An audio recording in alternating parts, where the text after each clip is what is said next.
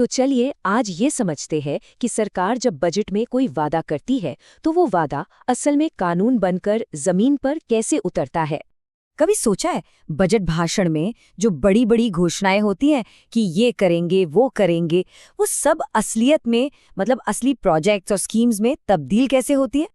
देखिए, इसे समझने का एक बहुत सिंपल तरीका है। 2 स्टेप्स का प्रोसेस है ये। पहले एक ब्लूप्रिंट बनता है और फिर उस ब्लूप्रिंट पर कंस्ट्रक्शन शुरू होता है। अब जो राज्य का बजट होता है ना, वो है मास्टर ब्लूप्रिंट, और फिर जो विधानसभा में कानून पास होते हैं वो है कंस्ट्रक्शन, जो उस प्लान को हकीकत में बदलता है।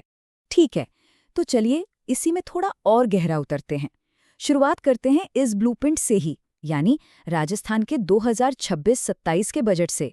तो ये राज्य का बजट होता क्या है? सीधे सीधे कहें तो ये सरकार का 1 साल का हिसाब किताब है, एक फाइनेंशियल स्टेटमेंट। इससे पता चलता है कि सरकार आने वाले साल में कहाँ कहाँ और कितना खर्च करने का प्लान कर रही है, और पैसा आएगा कहाँ से। सही मायनों में ये किसी भी सरकार के विजन और उसकी प्रायोरिटीज को समझने का सबसे जरूरी डॉक्यूमेंट है। तो फिर राजस्थान के लिए इस साल का ब्लूप्रिंट कैसा दिखता है? चलिए जरा बड़े बड़े नंबर्स पर नजर डालते हैं। 2026-27 के बजट का जो टोटल आउटले है वो है 6.11 लाख करोड़ रुपए। हाँ, ये एक बहुत बड़ी रकम है। अब सवाल ये है कि इतना सारा पैसा जा कहाँ रहा है, और ये काफी इंटरेस्टिंग है। देखिए, बजट का जो सबसे बड़ा हिस्सा है वो जा रहा है एजुकेशन, स्पोर्ट्स, आर्ट और कल्चर जैसे सेक्टर्स में।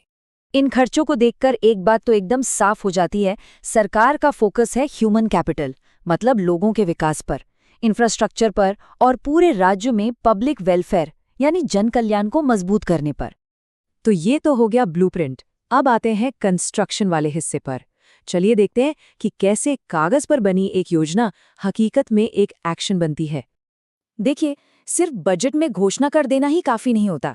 किसी भी वादे को लागू करने के लिए सरकार को कानूनी अधिकार यानी लीगल अथॉरिटी चाहिए होती है, और यहीं से लेजिस्लेटिव प्रोसेस मतलब कानून बनाने की प्रक्रिया शुरू होती है। इसी प्रोसेस से सरकार को पैसा खर्च करने और प्रोग्राम बनाने की पावर मिलती है। तो ये बिल या विधेयक आखिर है क्या चीज? बहुत सिंपल है। ये एक नए कानून का एक फॉर्मल प्रपोजल है, या फिर किसी मौजूदा कानून में बदलाव का प्रपोजल। इसे बहस के लिए विधानसभा में पेश किया जाता है, और जब विधानसभा में चर्चा के बाद ये पास हो जाता है तो यही बिल एक एक्ट यानी कि कानून बन जाता है। तो हर नए कानून का सफर यही होता है, एक आइडिया से शुरू होकर एक नियम बनने तक, जो पूरे राज्य पर लागू होता है। इसका एक बहुत अच्छा रियल वर्ल्ड एग्जाम्पल है राजस्थान फाइनेंस बिल 2026। ये वो जरूरी कानून है जो बजट के फाइनेंशियल प्रपोजल्स को औपचारिक रूप से मंजूरी देता है। जैसा कि यहाँ हम देख सकते हैं, इसे 11 फरवरी को पेश किया गया और फिर 27 फरवरी को इस पर चर्चा हुई। चलिए अब सबसे मजेदार हिस्से पर आते हैं। बजट के वादों को उन असली कानूनों से जोड़कर देखते हैं जो उन्हें सच करने के लिए पास किए गए। बजट में एक बड़ा फोकस था राजस्थान के युवाओं को लेकर, कि उन्हें हायर एजुकेशन और स्किल डेवलपमेंट के जरिए ग्लोबल मौकों के लिए तैयार किया जाए। और इस वादे को जमीन पर उतारने के लिए एक्शन भी दिखा। कई बिल लाए गए, जैसे कि नई स्पोर्ट्स यूनिवर्सिटी बनाने के लिए, या फिर आयुर्वेद, योग और नेचुरोपैथी यूनिवर्सिटी के लिए, और तो और कोचिंग सेंटर्स को रेगुलेट करने के लिए भी कानून बनाए गए। ये सीधे सीधे बजट की सोच को कानून में बदलना है। एक और जरूरी एरिया था शहरी विकास, मतलब नए ग्रोथ सेंटर्स बनाना और पूरे राज्य में नगर पालिकाओं के कामकाज को बेहतर करना। और ये भी हमें कानूनों में साफ दिखता है।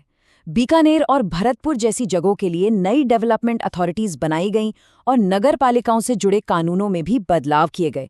ये सब एक प्लान के तहत शहरी विकास के लिए एक लीगल फ्रेमवर्क तैयार करते हैं।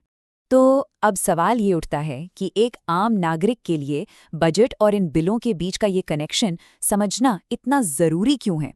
तो सबसे ज़रूरी बात जो हमें समझनी है वो ये है कि ये जो फाइनेंशियल ब्लूप्रिंट है यानी बजट, और जो लीगल कंस्ट्रक्शन है यानी कानून, इनके बीच का जो कनेक्शन है वही गवर्नेंस और पब्लिक अकाउंटेबिलिटी की जड़ है। मतलब इसी से पता चलता है कि सरकार के वादे सिर्फ वादे नहीं रहते, उन पर काम भी होता है। पर एक आखिरी सवाल, एक प्लान पास हो गया, कानून भी बन गए, लेकिन कागज पर बनी पॉलिसी को जमीन पर प्रोग्रेस में बदलने के लिए असल में और क्या लगता है? क्योंकि कानून बनाना तो एक अहम कदम है, पर असली चुनौती तो उसे ठीक से लागू करने में है।